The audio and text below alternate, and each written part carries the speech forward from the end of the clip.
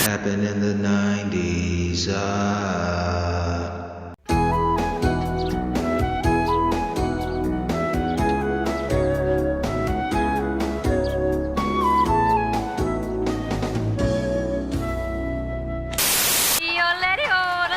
At Radio Shack, we carry thousands of electronic parts and accessories. Accessories that make what you already own work better, sound better, play better. Help! Help! Just tell us what you need. Help! We've even got those hard-to-get items. Radio Shack. You've got questions, we've got answers. Steve, I was going to save this for the end, but I figured why not just talk about it because I was very excited. The original video game, I'm sure you remember it. Remember Teenage Mutant Ninja Turtles, like the arcade game? Yeah. Of course, everybody did in the 90s. So they made a new shit. It's called Shredder's Revenge. It's like a game now. They just released it, inspired and in the same style as that like OG game. Fully worth. It's one of the few video games I've played recently that's fully worth only 20 some bucks. So, And it's on what system? I think it's on everything because it's what like I got it. It's on PlayStation is what I have it on. You just go to the PlayStation store and buy it. I don't think you can buy it like as a physical video game, but I don't think people buy physical video games much anymore. So it's dope. It's got all the hits. It's exactly the same as the old school game. It looks like it's, they updated the visuals a little bit, but it's tight, dude. And so it's like the same format as the Turtles arcade game. Just side scroll, beat the shit out of everybody on the screen, and then keep pushing, Steve. Rinse, repeat. Okay. It's fine. It's great. And you can actually play it. I think you can play with up to 6 people because there's like 6 characters in it. You can play it on. We can play online, Steve. We can hang out online like these kids. I don't do that shit. Like some fucking pedos. I can't, dude. I got desperate and was playing GTA online. Just because I never did, and I was like, well, maybe it's good now. Maybe they figured out all like the shit in it, which honestly, it's not that bad. But I'll tell you one thing: you want to hear some toxic young? Like I thought I was a mouthy, crazy little kid. I've never heard so much verbal hatred spewed by these like young, what I think were like 13-year-old kids on GTA, just viscerating fucking adults online. Just I could hear tears on the other end of these conversations, Steve. That's why I would rather not participate in such activities. You don't even get in on like an NBA 2K online and just get thrashed by a fucking 6-year-old? Nope. I'm good. Give me story mode. Let me fly down the flagpole, save the princess, call it a day. I'm old school, man. What's the one game like in the 90s? You're a young kid, you get the box in your hand and you fucking piss your fucking pants. What is it? The game, I mean, of all time?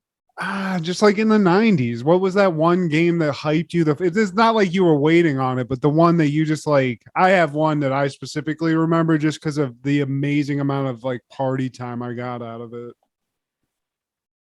I mean, there's a lot, man. Like the first time I got NBA Jam, I was a hermit, bro. And I think I got Mortal Kombat 2 for my birthday. And I was pale by the end of the weekend. Dude, I remember when NBA Jam came out though, like when we got it on Sega or whatever you had, because that was that arcade game and it was exactly the same when you got it at home. Plus you could get all those secret heads, like you could do like they would have secret teams and shit, like the mascots. They had some other guys too. Yeah, you could get like Bill Clinton and Al Gore, and, hell yeah, and George Clinton. He's on fire. Another one was Super Mario 3. I couldn't wait to get Super Mario 3. Dude, they hyped that one. They made a fucking movie to hype people up about that movie or about that game. Yeah, Shout out to the dude. Wizard, by the way. That movie was that shit. California. What's up, Fred Savage? I had played it already, man. My cousins had already had it and shit, and I was just like, man, when I get this shit, it is over with. I had a Sega, like I got a Sega, and I don't know. There was like some shit for Super Nintendo where I don't know, Nintendo used to be so much better than everything else. I think now it's just like everybody associated with like kid shit. I haven't had a Nintendo since a GameCube, but man, yeah, mine's GoldenEye. Because once an N64 came out and you could play with like 3 other buddies on the same TV, that's, I mean, bonkers. You know, I never had GoldenEye, but you know, I played enough of it. My cousins, it gave me seizures damn near.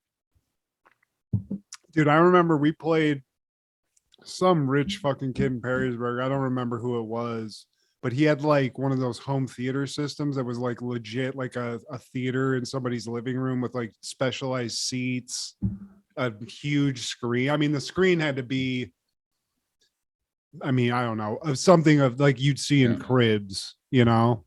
And we were like right up on it. And I just remember going home that night with like buzz eye. It looked like I was just doing blow all night, just straight zipped out.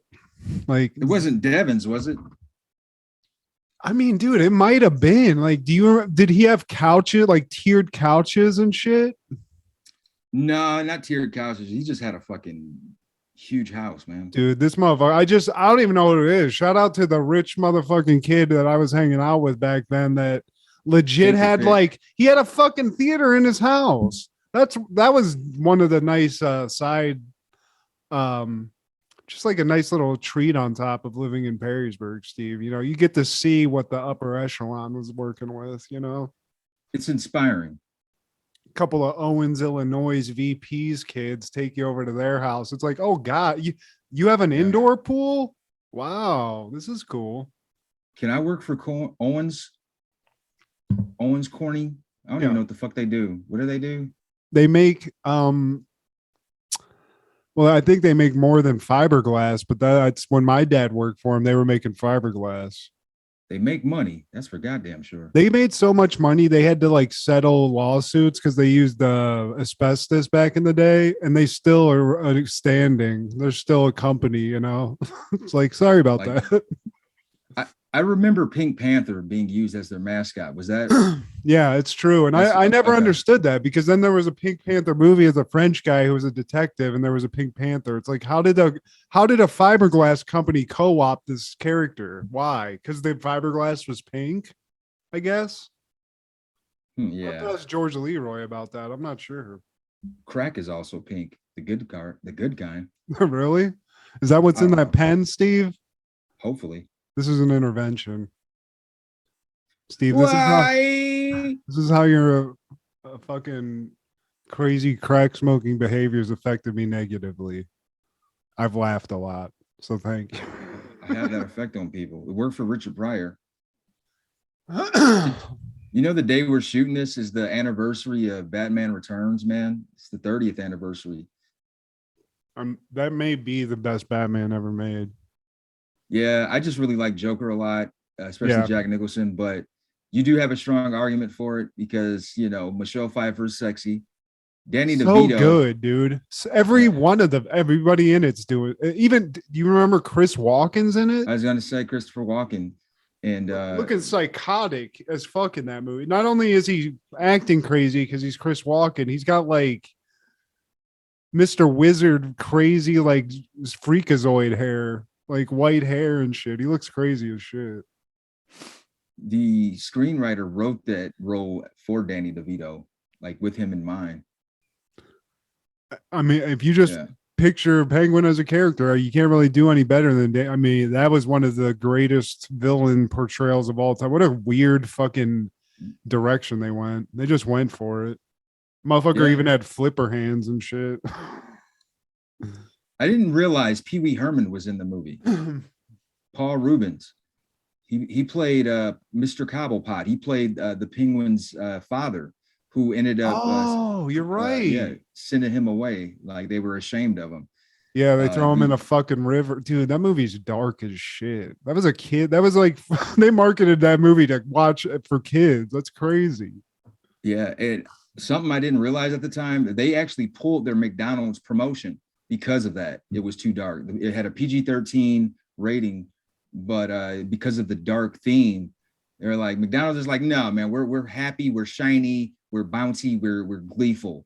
They still made them cups though, Steve, because I got a Batman Returns McDonald's supersized cup at my mom's house. It's one of those graphic where they just show like a scene in the movie cups. So maybe I got one before they pulled it. But one funny thing about that movie always makes me laugh when I watch it now is the origin story of Catwoman is that she's brutally murdered by Christopher Walken by, being thrown out of like a 20-story window or whatever. Right. And then it's just brought back to life because cats lick her. They nurtured her. So, I mean, that's all it takes, Steve. You take a long dive off of a skyscraper, you land on the ground, a couple cats lick you.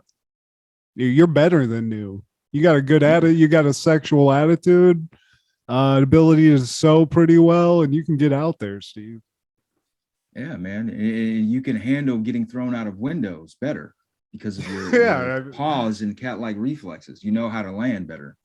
But I mean, hella sexy. Shout out Michelle Pfeiffer. But I gotta kind of backtrack because now that I think about it, my actual taste is the first Batman with Michael Keaton because of Joker. And the style of that movie, you get Joker, Jack Nicholson acting like a fucking lunatic. Michael Keaton, hilarious. And you get a Prince soundtrack throughout. You get like little Prince music videos with Joker in it throughout the movie. It's sexy awesome. Motherfucker. This town needs an enema. And also you get Jack Palance acting insane in the beginning of it. Yeah. Hey, my number one guy. Jack Palance. You are the one who loves laughter and fun. The fun brand new, the reason chocolate chew. No problem for you, the reason chocolate chew. All that chocolate and all that chew. Just right for you, the reason chocolate chew. There's always a reason to count on you. And always a reason for the chocolate chew. Reason, the chocolate chew. So, hey, boys and girls, this is Steve G and Matt G with Happened in the 90s, a show where we talk about things that happened in the 90s. So get out your Sonic the Hedgehog t-shirts and your posters of Sonny, because that's the bottom line, because Stone Cold said so. Hey, Sonny in heaven. What's up, girl? She's still here. Wait, okay. Somewhat. We'll get into it. What an angel, though. I honestly, Steve, as far as like sexy WWF divas go, I didn't even remember her. I know we've talked about her, but if you would have like before we did this show asked me, I'd be like, who the fuck is that? Yeah. Well, I mean, it was a short window. It was a small window of her being like one of the more seen managers in WWF, man. And this was the time when we weren't watching. I didn't return to wrestling as a fan till like, I want to say 97, 98, when Mike Tyson and Stone Cold had that thing going on. It's like, who's the Stone Cold guy? He's pretty badass. And, I was hooked in the Attitude Era, man. But it wasn't DX that brought you back, because that's what brought me back to WWF. It helped. It helped, but it was more than anything Stone Cold. And then once I returned to watching wrestling, like I got hip to DX and what they were doing. I got hip to the Nation of Domination and this young, witty rock guy.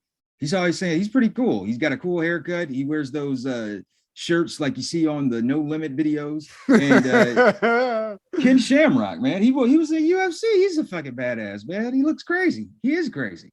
Yeah, I forgot he was a fucking huge. He made transition from actually beating ass to wrestling pretty well, World's most dangerous man. Hell yeah. Although I hated the ankle lock. Yeah. I was, I get it, but it's just like, it's a brutal move. If you It's a actually brutal move if applied right. yeah. However, I mean, it looks boring.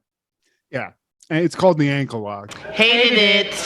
Yeah, DX is kind of what brought me back to WWF. But then, like you saw Stone Cold, like you said, it's like who is that fucking Stone Cold? This guy, and then like it just was it was the Attitude Era. It was just like they were feeding into what we, that Limp Bizkit mentality. Yes, sir. That's little naive adolescents. And I remember the DX cassette selling like hotcakes, man. They had that home video where they showed their skits and their matches. And I think it was mostly skits, if anything, man. And, it was all the promos. Like I just remember at one point X-Pac pissing on somebody's motorcycle, and it was just like a lot of shit going on, dude. It was hilarious. And Stone Cold had one. Yeah, they had there was certain personalities in WWF at the time that got those, because you're right. I think The Rock got one too. The Rock, Mankind, Undertaker, of course. Yeah. But that DX one was that video when Video Connection had that, guaranteed. Like it was probably you and me going alternating renting that shit, because I would run it from time to time just for no reason. I'd seen it all, but that shit made me laugh like a motherfucker. Yeah, were those free or were they like? I think I had to pay for that DX one at a certain point, but like when it first came out. But it got put into that rack that it was just like, if you want to watch this, just sign it out. You don't got to pay us for this. Good old family video, or was it Video Connection? Video Connection, dude. I love that place. That was like my Stand By Me shit. Me and my buddies used to go through like this park in Oakmont and go through the back way, get a video game, go get Mortal Kombat 2 or 3. Just go book back and just get into it, Steve. Just a bunch of nerds with bowl cuts on bikes, just fucking living that lifestyle. Today's kids will never understand. Well, today, my friend, we're talking about all things June 23rd in the 90s. Starting off in 1990, police find marijuana at Chuck Berry's home. And they did a whole raid for some weed, a little bit of weed. I mean, what happened? What became of this? So authorities said they seized videotapes, hashish, marijuana, 3 weapons, and $130,000 in a raid that Saturday at rock and roll singer Chuck Berry's estate near Wentzville. The raid was conducted at 5 a.m. by members of St. Charles County's multi-jurisdictional enforcement group, said St. Peter's Police Chief Ronald Neubauer. And, they were expecting to find cocaine. And they said, where's the cocaine? Where is the shit? And the document also stated that Berry, 63 at the time, had $36 million in liquid assets, of which $9 million was obtained through drug sales. And what? Can we get a fucking biopic about this? Is this just the end of Boogie Nights, Steve? Are you fucking up and just reading the wrong thing here? Or Chuck Berry? Chuck fucking Berry, Johnny B. Good himself, man. And they said, where did they come up with that? This whole thing is a tragedy to me. Schoenberg, and Schoenberg is the Berry's attorney. He said the affidavit says he has been suspected for some time of transporting cocaine. And why don't they follow him? He's the easiest man in the world to follow. He travels with one suitcase and his guitar. He gets on a plane, does his show, and he comes back. So yeah, man. Wasn't there some crazy shit on the tape, Steve? Yeah, he's got. Is he like doing some R. Kelly shit? Before, no, it wasn't R. Kelly. She was legal. But this is before Ray J, before Tommy and Pam. Chuck Berry's got a little sex tape that was leaking, and somehow, some way, my friend Erin, who's a girl, she got access to this. It was on VHS, and you see Chuck Berry laying back on the bed, and there's a white chick just bouncing up and down on him, And before the end of the clip, he slaps her on the ass. So I don't know if that was like everything that was available, but that's all Aaron had. I think, dude, I think there's a crazy tape of him like pissing on a hooker and shit, like, and farting in her face. That might be true. And if you have access to that, send that to me as well. Yeah, we're gonna have to go to live. I'm sure I could dig that one up too, but I'm pretty sure it was Chuck Berry. It's a black dude and it's a white hooker, and he even he's like kiss it, and he makes her kiss his butthole and then farts at her face. horrible. Yeah, it's ladies, it's not for the faint of heart, but it ain't us. ConsumptionJunction.com. Yeah, it's not strong. It isn't quite scat man, but it's close. It's right there, Steve. Yeah. Straight from the somebody who did get arrested in 1990 on June 23rd was Arsenio Hall because TV Guide selected him as TV Personality of the Year. Yes. Yeah. Coming up with that one finger, that one long finger. Yes. Coming up, we have Keith Sweats.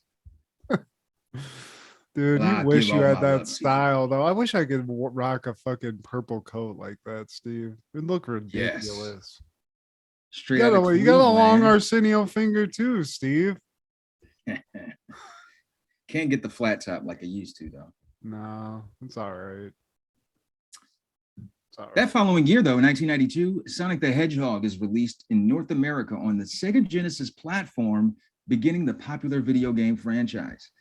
Man, behind Mario, probably say this is number 2 as far as recognizable. Maybe Pac-Man. Yeah, Pac-Man's probably, I don't know. But Sonic got his own movie.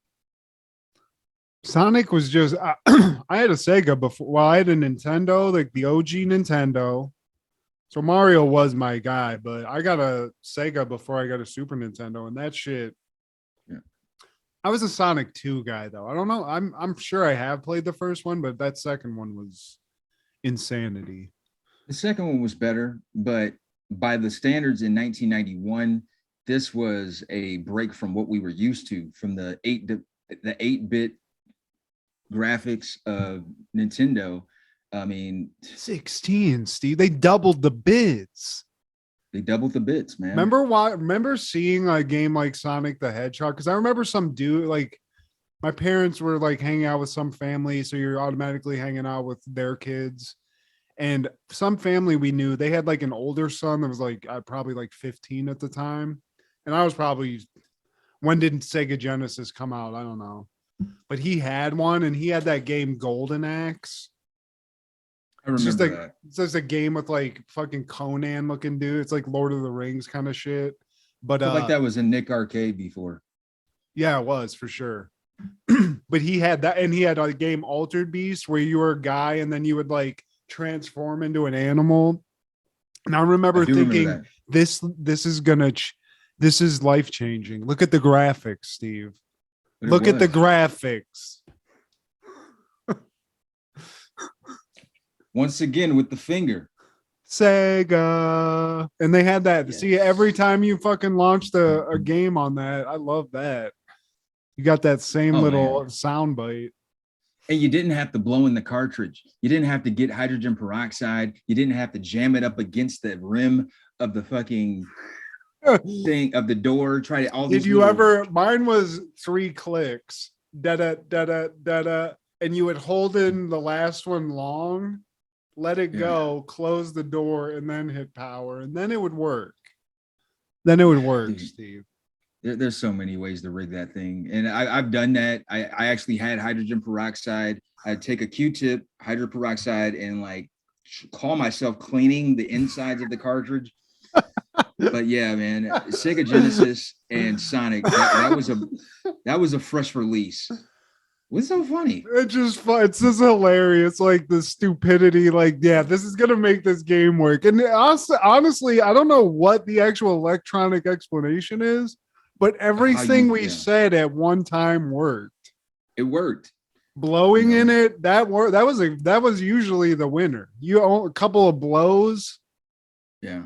Pause, but a couple of blows, and you're good to go, Steve. Blowing it after the first sign of wear and tear. And then, once it continues later down the line, the shit gets more difficult. It gets harder. Is he having a laugh? Are you having a laugh? I remember at one point, though, they had these things called game genies. Do you remember that? Hell yeah. It came with the cheat codes. Yeah, the book of them. You had to get a fucking book of them. But they it was like an extension of the cartridge. So you Yeah. had this huge shit coming out of the Nintendo at one point, and I think a Game Genie actually was what killed my original Nintendo. Damn you, Game Genie! Yeah, yeah, that Son shit of a sucked. bitch. But then you got to move on, Steve. They doubled the bits. So shout out to Sonic for, if nothing else, doing that. Thank you. And shout out to the internet for killing Game Genies. There's no need for you anymore. Be gone. You killed my friend's Nintendo system. Now, Yeah, in 1993, you probably don't even remember this because I don't either. But in 1993, Family Dog series premiered. The executive producers were Tim Burton and Steven Spielberg. And this was a Canadian-American sitcom, and it only lasted for like a little over a month. Like looking at the stills from the show, It looks I like do The remember Critic. it's that same style. Yeah. I kind of remember this, but then I think I'm thinking of Two Stupid Dogs, not Family Dog.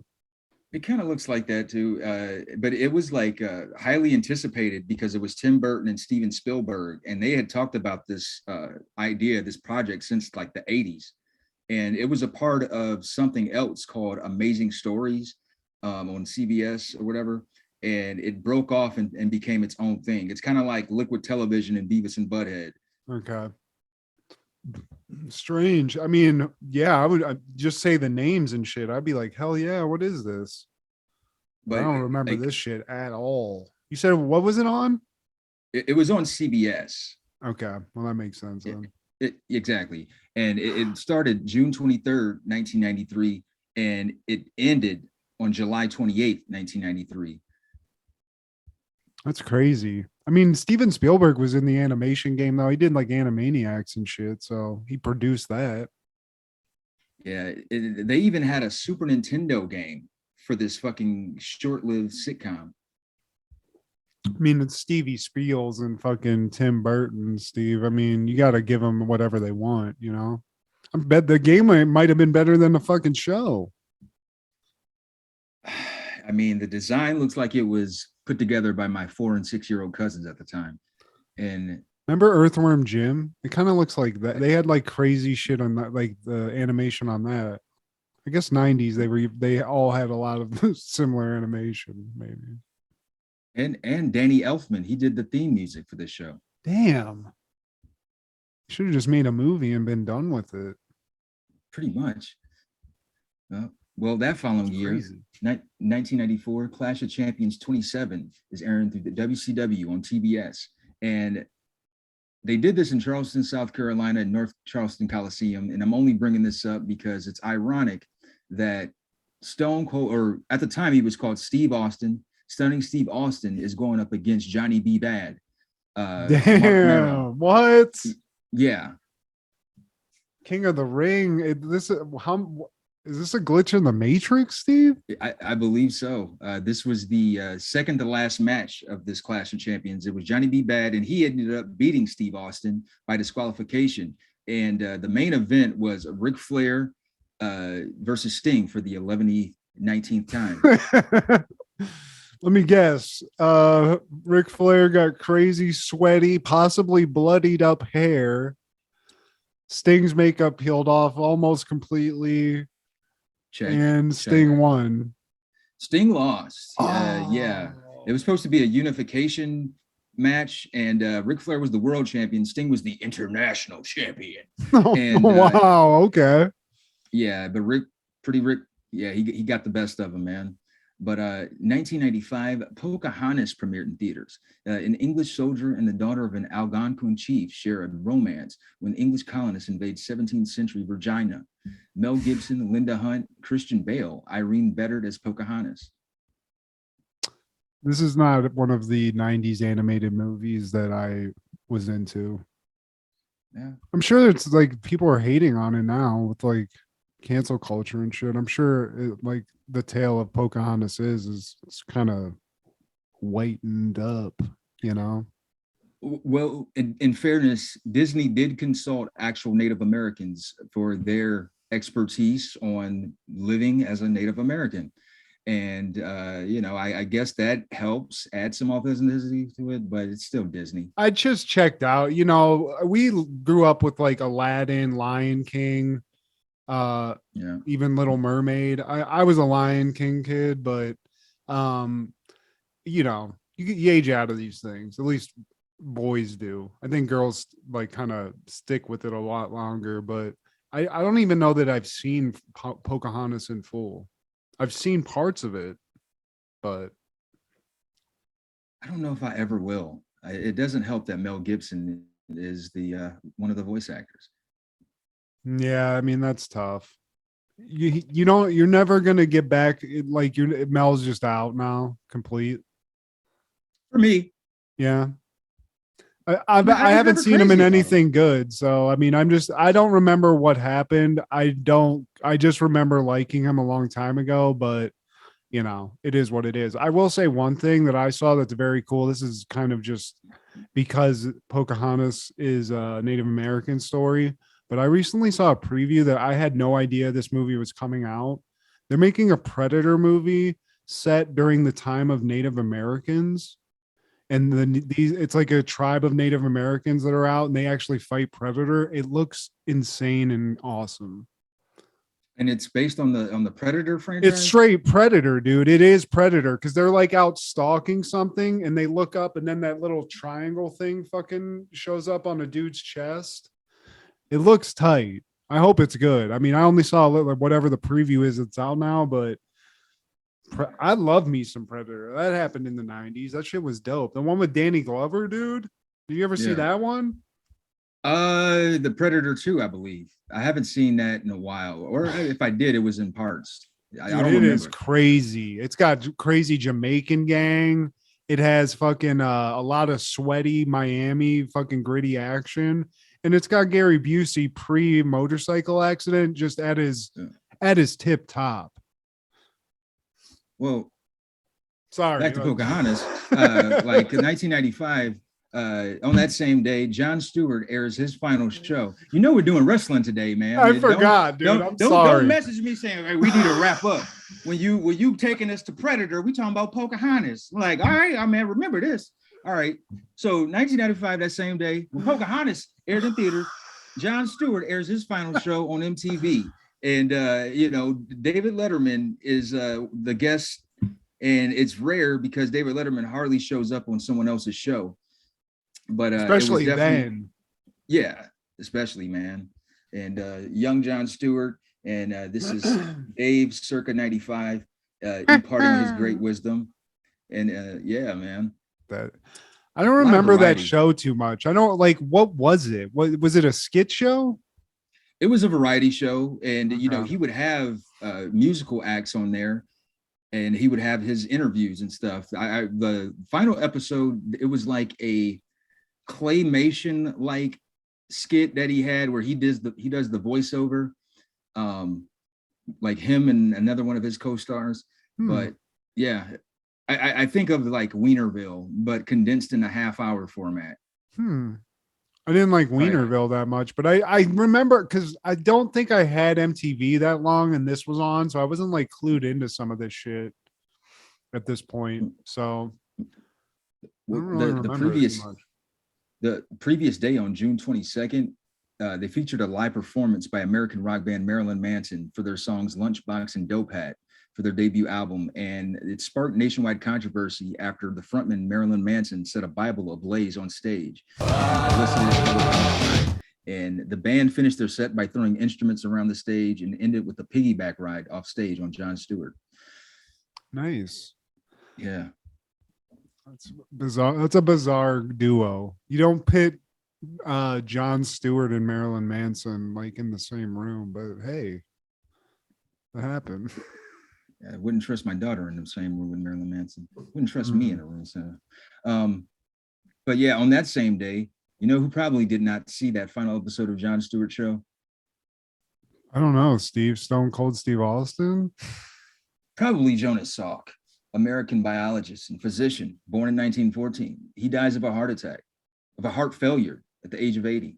What was his expertise, Steve? He cured polio! the hell wrong with you, man? He had the vaccine. We probably have all them old school fucking symptoms and shit. If it wasn't for Jonas Salk, we probably have fucking, what is that shit? Rickets, Steve. You got Rickets. fucking ricketed the fuck up. You might still get it. Yeah, dude. He saved us from Black Plague. Polio? What about hepatitis? Or polio. He didn't live long enough. Damn. He would have, though. He was cool. What was Dude, his he was name? working. Jonas Salk. Jonas And Salk. he was, yeah, dude. He was a bad motherfucker. Born in 1914. Lived to be 80. And shit, he was working on a cure for AIDS, bro. He might have actually done it. They probably figured it out because of this motherfucker. I apologize. This amazing human being. You can't call this guy a motherfucker. You can't, man. Damn it. Come on, Matt. Get it together. Please like, share, and subscribe for more ways on how to use your ex-girlfriend's kids on your taxes. 1996, King of the Ring 96 airs on pay-per-view through WWF at the MECCA Arena in Milwaukee, Wisconsin. This is it, Steve. This is the day. You want a definitive time when WWF switched? This is it. Fuck that guy. Fuck that face painted out motherfucker. Also, I love Ultimate Warrior's look in this. Full gear with the hat on, with the baseball cap. Was he wearing a ball cap? He had a ball cap and a lot of it. I know that. I was like, damn, this is business casual, Ultimate Warrior. Yeah, Warrior, this has to be your last appearance on WWF. You become more Weekend Warrior as time progresses. The motherfucker was wrestling Jerry the King Lawler. I mean, he's not going up against the physical specimen, but that specific part of this pay-per-view might be one of the greatest crowd work sets of all time, Steve. Oh, man. We'll get to it. And we start off with a vignette that sells the story. Ultimate Warrior vignette. He's beefing with the King. There's Mark Merrow, Stone Cold Steve Austin, Vader, Jake the Snake. Then we got Mankind and Undertaker for their beef. Then we got the Godwins and Smoking Guns. And then we got Goldust and Ahmed Johnson for the Intercontinental belt. And British Bulldog versus Shawn Michaels for the WWF Championship. Owen Hart is joining Jim and Vince for this commentary, man. And he is testy, Steve. He is salty. He is not. He might not. I'm surprised he showed up, given the attitude I'm seeing here. But he might have he has a couple of really good moments in this as a commentator that made me laugh the fuck out loud, Steve. Yeah, Owen is a riot, man. A practical joker. He actually calls one thing that I noted in my notes, because I actually took a lot of notes about what he said, but he calls Sable a hose bag at one point in this pay-per-view. And that's what we're really working with, guys. It's not Howard Cosell. This is not, but it is better than that, I'd say. She's a hoe bag, I tell you. And the first match of this pay-per-view is Steve Austin. I'm not going to call him Stone Cold just quite yet, but he's going against Mark Merrow, Steve. Like you said, it happened a couple of years ago. These guys met. Steve had a little more hair. Mark Merrow had a little more pizzazz, if you will, a little more Little Richard-esque energy coming out. And I think at this point, Steve Austin's beat Savio Vega. Like, this is a tournament style thing, King of the Ring. So we're seeing like the last few matches of this. Mark Merrow's coming out. He looks like probably like the oldest stripper at Magic Mike's. You know, he's very still. That's the only thing he can do, Steve.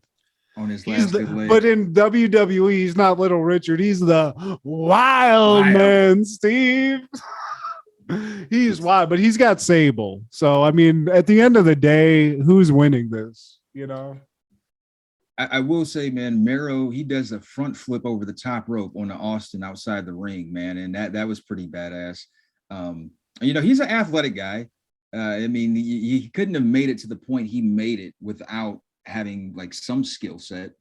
I don't know what happened in his career because the dude is Yoke City. He's jacked as fuck. He looks like a wrestler, but inevitably, like, they made him look like Little Richard. I get it, but like, you couldn't grow your beard out a little bit or like roughen up a little bit. Like, it was always the same exact thing. Like, was he unwilling to cut his hair, Steve? But that's He's like, thing, hell man. no. I don't think he understood like how this whole thing works. Like, all right, bro, if you don't change your Johnny B. Bad look, man, like, you're just going to be put into this slot. You're going to be pigeonholed for the rest of your career. I mean, Steve Austin didn't have to do much. You don't have to do that much. All he did was cut his bullshit ass blonde hair off and start fucking just drinking a couple of beers out in public. And that's all it took, Steve. And honestly, I think, didn't they even say like the previous week he actually unveiled the stunner? Like, that was the first time that he unveiled the shit Against Savio Vega, yeah. So, And, I mean, he's this is coming one of into the- his own, yeah. Steve. Yeah, and like you said, man, no hair this time. He doesn't have the $1 million belt. There's no Ted DiBiase, and this is one of the longest matches of this event, man. It was like 16 minutes and 49 seconds. He stone cold stuns him, and cue the Andrew Lloyd Webber music. I didn't. Yeah, dude. Yeah.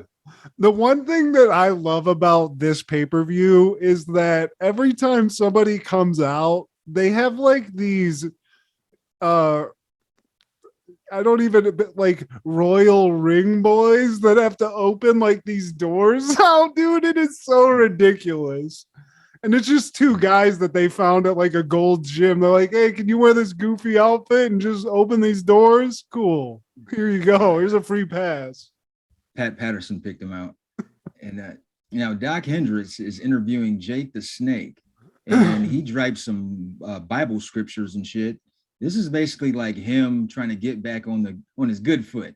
You know, he rock and rolled throughout the 80s. He did a little booger sugar. You know, he cranked up that pipe a little bit, 1 or 2 times. You know, he had a come to Jesus moment, and he's back to wrestle with his snake in his sack. He's That's back. all I got. There ain't nothing but a snake in this sack.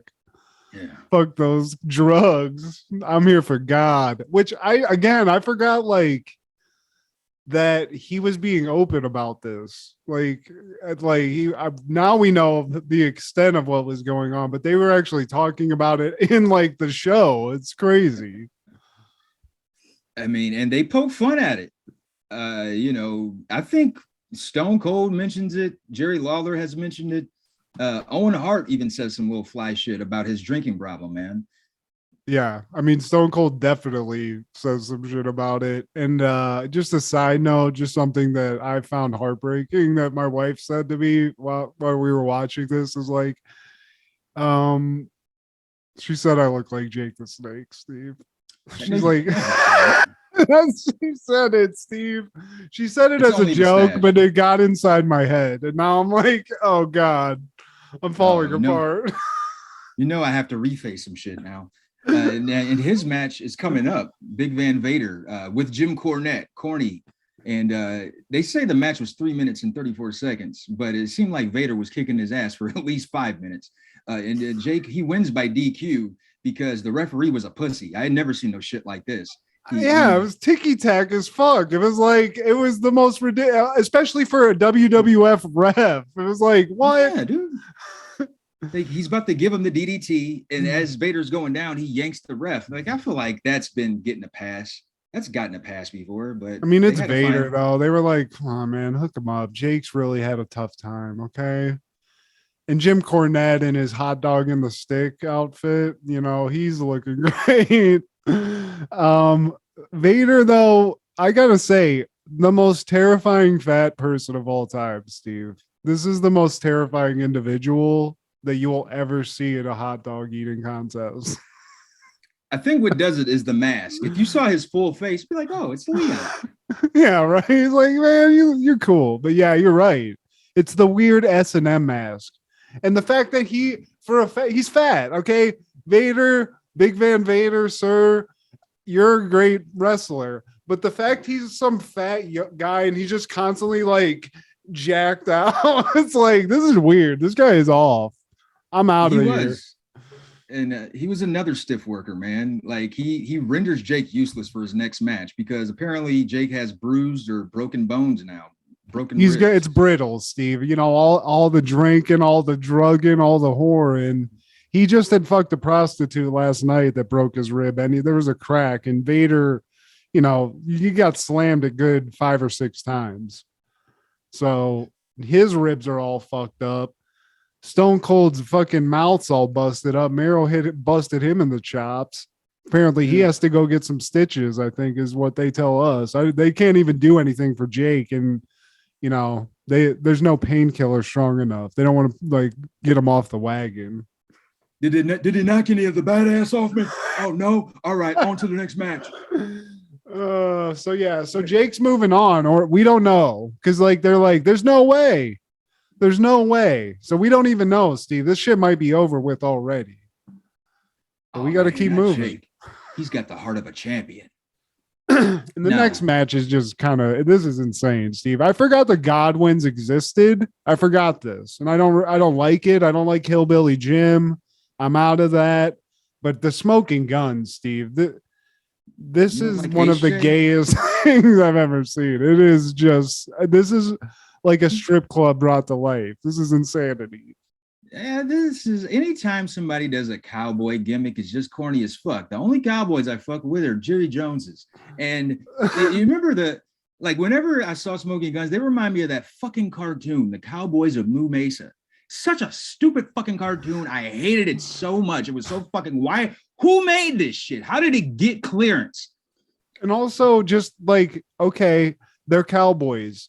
I think he could do better than wear some Levi's and just don't wear Shawn. Lack of creativity. You're gonna put on some Levi's and Wranglers. But that being said, they do have Sonny. So I don't know what's going on there sexually. We know she's down with Billy Gunn because Billy Gunn actually stole her from one of the Godwins, which is insane. That's insane. She was with the Godwins, and before she was with the Godness, she was with Skip and Kip of the Badidanas. That's how she started. So she's just getting tossed around back there. And now Billy Gunn's she's fucking sunk her crazy claws into him, and he's all about it. And he's flaunting it, Steve. He's flaunting it right in dude's face. I mean, this is crazy. And also something that's crazy is Doc's look behind you in that photograph. Yeah, he's sweating profusely. And that's what you see right before you black out from the drink that they gave you, Steve. What? Yeah, and right. It's like Bill Cosby went into a bar and I don't remember what else happened.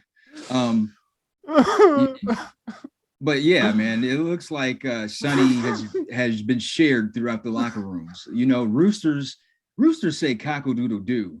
Sonny says any cock-a-doo. Oh, but I mean, she's looking great. I gotta say that the crazy weird like rawhide outfit she's got on. I was blown away, and so was Billy Gunn that night. You got blown away too. Well, yeah, and Bart's just speechless. What is Bart like? Does Bart speak? Or is he just out there to be just man candy and just chill? You know, he's just out there hanging out. Just keep your shirt off and your jeans on for now. But shut your fucking mouth, Bart. Holy dueling banjos, Matthew. But before we skip past this snooze button smasher, the one thing that did stand out in this match, I like Owen Hart's comment where he said, I did most of the work when I had that fat slob Yokozuna as my partner. It's like, damn, you are petty today. Yeah, dude, I'm telling you, I think he was legitimately pissed off about something. Like, I think that was still going to be his vibe, but something happened where he's like, I'm just going to say some shit. Fuck you. And what's crazy to me is that Vince McMahon is his boss sitting next to him and he's saying all this crazy shit. And it's like, Vince just has to be like, yeah, let's keep going here, guys. Yeah, I thought about that. It's like, man, that is your boss. Like, and I know Vince, he wants his characters to perform the best, man, but there's got to be some like sense of nervousness. But yeah, Doc and I mean, he Hendricks, even attacks him, Vince, personally. He's like shit talking him on mic. I was like, damn, this is crazy, but it's funny as fuck. Vince has a good sense of humor. Hopefully. Oh yeah, he has to, man. But now Doc Hendricks is interviewing British Bulldog Jim Cornette and Clarence Mason. And Clarence Mason was somebody they brought on as an attorney to defend some of the wrestlers for Jim Cornette's faction. It was a parody of Johnny Cochran. And what do you call it when you add the words together? Anyway, okay. Perry Mason was, part of the inspiration of the name Clarence Mason. Okay. All right. Poor Montu. What do they need a lawyer for, though, is what I'm saying. What's going on at Camp Cornette that they just have a retained lawyer on tap just to deal with some shit? Do you think you want to know? I don't. British Bulldog, though, like, I don't know. I still don't get it. His hair's cut. He cut the bullshit braids off, Steve. You don't fuck with Davey Boy. I just don't. I don't get why he was propelled up to that level. Keep him in a tag team, Intercontinental title level, fucking world title championship. And he's hanging out with some bad guys. It doesn't even, he's not a bad guy, Steve. He shouldn't even be on Camp Cornette. Hanging out with Vader. Hanging out with Big Van? That's not Davey Boy, Steve. But he's got the look. He does. Yes. And it's something about that British accent, Steve. It just drives Vince wild. So I guess that makes sense. But this leads us to so did we say who actually won this match, Steve? Against with the Smoking Guns? Yeah, Smoking Guns ended up winning. In 10 minutes and 10 seconds. And, they did the interview with Doc Hendricks. And then the next match was Jerry Lawler versus Ultimate Warrior. And Jerry Lawler, he comes out in fashion, man, just ripping the city apart. The good old city of Milwaukee, Wisconsin. He roasts a kid, Steve. He roasts a little child. He insults the city in a way that only Bill Burr's been able to elevate past this, I think. Oh, yeah. It's like 1A and 1B. But it's facts, though. You can't dispute facts. What he says, you're just like the Milwaukee Brewers, all of you. You're all losers. They're all a bunch of drunks. Nice to see you off the street tonight. It's women like you that turn men into people like Goldust. And that goes on for like 5 minutes. Like he does at least 5 minutes of just insane crowd work on children, on older women with large tits, on anyone that he can get into the fucking light. He will roast you. So if nothing else, I think Jerry Lawler deserves the MVP for this. If Stone Cold didn't kill that promo, he would have won that, Steve. He was being mentored by Don Rickles. He even fucking like sits there and almost like teases that he's taking over the king set, because they have like a king set for the King of the Ring, whoever wins. Yeah. It's like it's there, Steve. It's just there. And he even takes the scepter. I mean, it's kind of disrespectful, but it's my shit. Exactly. He's the king. He's already royalty. Even the callback that they did to show the setup of the Warrior Lawler beef, that was fucking hilarious. He takes a framed picture and basically cracks that motherfucker over Warrior's head. Like, you like a cartoon, dude. That's how the Scooby-Doo gang catches a fucking criminal. Catch him in the fucking frame, dude.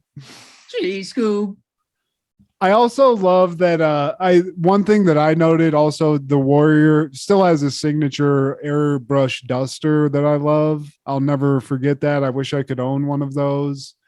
But the pyrotechnic level that they give this man is insane. I mean, it's it's a fire hazard for sure, but they really go all out. You talking about the hanging warrior mask? Yeah, dude. Straight, and the multiple fucking hot pots that they shoot up in the air and shit too. I mean, I'm sure Milwaukee's got a hell of an arena, but I mean, goddamn, how much fucking pyrotechnics do you need? And like before Warrior comes out, Jerry says, when I'm done with him, his face will look like a Picasso painting. Like, really, Jerry? We don't believe you. You need more people. I gotta say though, Jerry did a great Just for Men job because he's got that he's got that black hair, dude. I was like, damn, Jerry, you got that nice tight little cut you got. He's looking pretty good for an old man. Yeah, he's getting tips from Eric, man. WCW. But I mean, look at Warriors, Steve. I mean, even with all whatever's going on behind the scenes, this guy's still doing a 4.340 to the ring. He's still cocaine the fuck out, doing fucking crazy rope maneuvers and shit. And this is it. I mean, he didn't even get to shake the ropes. I don't think. Really. I don't remember, like, because his intro got interrupted by Jerry. And, he does get fucking bashed in the kidneys with that scepter, I think. And based on the Warrior matches we've covered, if his opponent interferes with his intro, it doesn't end well for said opponent's favor. Just like that, Warrior stops, drops, and rolls out of a fucking pile driver and does his gorilla press.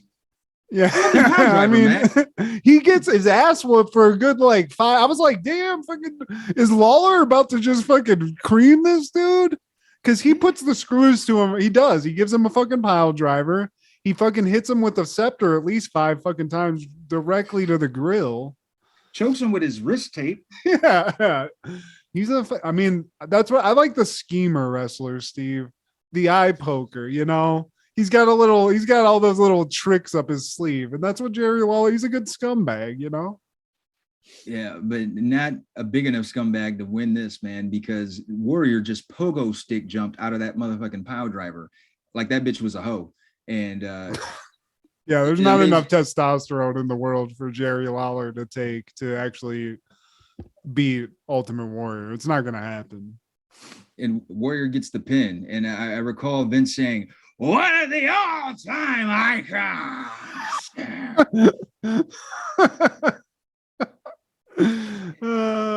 And on his way back, he picks up a crown. He's like, yeah. Yeah, did he do? Yeah. Dipper WB. But they had to end the match before all that Just for Men started running out of Jerry Lawler's head. So, they cut it. He lost. But I got to say, for his age and just for the opponent, the weird, like, just the visual of it, I feel like Jerry Lawler did great in this match. I was prepared to be like, what the fuck is this? You gotta be kidding me. Because, I mean, most new millennials would remember him as a commentator. That's like, oh, he used to wrestle? Like, yeah, he was a whole damn wrestler for years. I mean, shit, I think that's how, Jesse the Body, I mean, even for us, it's like, I remember him more as a commentator than a wrestler, but still. You got to go in the archives. Yeah, that's before the shit was popping, but he made it. Shout out Jesse the Body. I don't know where you're at, if you're in some like facility someplace or what's going on there, but shout out. I'm somewhere wearing shitty wardrobe. Are you trying to tell me the documents? You can't give me the CIA documents. Doc, again, he's interviewing Gorilla Monsoon on the state of Jake the Snake. Gorilla Monsoon is like the commissioner at this point of the WWF. And, it seems like Jake is going to go along with it. He's tough. He's a snake. He's cold-hearted, cold-blooded. What is the, I want to know what the like medical, the rap was, Steve, because it didn't look, I don't know what it was, but regardless, he's like the old boxer, and he's like, you're not gonna fucking tell me I can't wrestle, you son of a bitch. I'm going out there. I still got some dog in me. And then his trainer comes by, he's like, the old Jake special, and it's just a line and a shot. And he's like, yep, let's do this. Wins the bell. But now the next Owen match. Hart. So go ahead. Sorry, go ahead. Owen Hart remarks that at 80 years old or 90 years old or wherever he is, I don't think a man like him should be out there wrestling.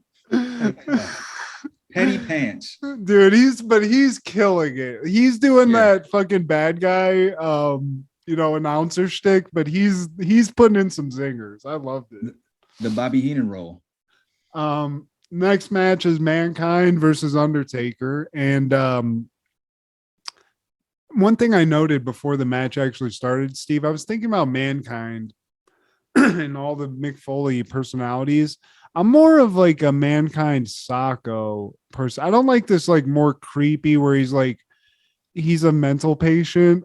I like the more lighthearted, goofy Mankind. That's more up my alley. I just want to know what your opinion is.